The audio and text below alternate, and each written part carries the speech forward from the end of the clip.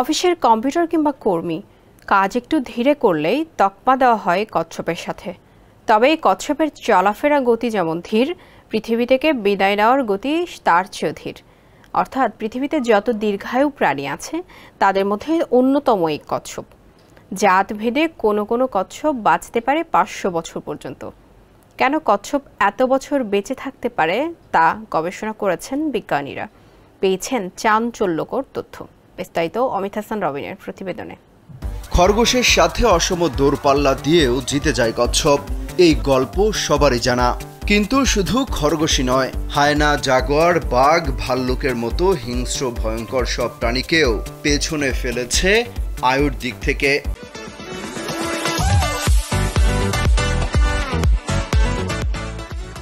জাতভেদে কোনো কোনো খরগোশ বেঁচে থাকতে পারে শত শত বছর।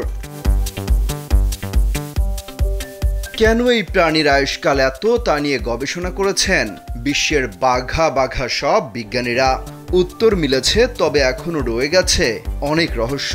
তারা বলছেন দুনিয়ার দীর্ঘজীবী প্রাণীদের তালিকায় এই কচ্ছপ আছে সেরা 5-এর মধ্যে। সাধারণত 250 থেকে 300 বছর পর্যন্ত বাঁচে একটি কচ্ছপ, তবে কিছু কিছু কচ্ছপের আয়ু 400 থেকে 500 বছরও হয়ে থাকে। গবেষকরা দেখেছেন দৈত্যাকার কচ্ছপের বিপাক প্রক্রিয়া খুব ধীরগতির। তার মানে এদের শক্তিও ক্ষয় হয় অতি ধীরে। তাদের বিশ্বাস, ধীর বিপাক প্রক্রিয়ার কারণে কচ্ছপের শক্তি খরচ হয় কম, আর এ কারণেই কোষের মৃত্যুর হার কমে যায়। এছাড়া এর বাইরে আরও যুক্তি আছে। কচ্ছপের সুরক্ষা ব্যবস্থা অত্যন্ত শক্তিশালী। এর খোলসের দিকে তাকালেই তা পরিষ্কার হয়ে যায়। দৈত্যাকার কচ্ছপগুলোর আবাস এমন সব জায়গায় যেখানে সাধারণত মানুষের আনাগোনা খুবই কম, ফলে এদের জীবনের ঝুঁকিও নেই বললেই চলে। কেবল মানুষই নয়, অন্য কোনো প্রাণীর শিকারের তালিকায়ও নেই কচ্ছপ। মূলত এই প্রাণীর গঠন আর চরম শক্ত খোলসের কারণে ভীষণ ক্ষুধার্ত শিকারী প্রাণীও অরুচিতে ভোগে।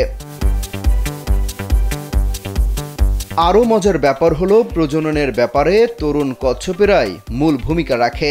একটু বয়স হলেই প্রজনন সংশ্লিষ্ট কোনো কিছুর সাথে পাচে থাকে না বুড়োরা।